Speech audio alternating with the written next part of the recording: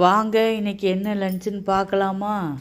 சுட சுட சாப்பாடு, கத்திரிக்காய் முருங்கைக்காய் போட்ட சாம்பார், மிளகாட்டி வச்சுருக்கிறேன், ரசம், பீட்ரூட் பொரியல், குட்டி போண்டா, தயிர். வாங்க எல்லாம் சாப்பிட்லாம். சோறு தாங்க முக்கியம். எங்கள் வீட்டு பக்கத்தில் முருகன் கோயில் இருக்குதுங்க. அங்கே வள்ளி கும்மியாட்டம் அரங்கேற்றம் நேற்று நடந்தது. அதோட வீடியோ ஃபுல் வீடியோ இதில் லிங்க்கு நாங்கள் ஆட் பண்ணியிருக்கோம். நீங்கள் போய் பாருங்கள்.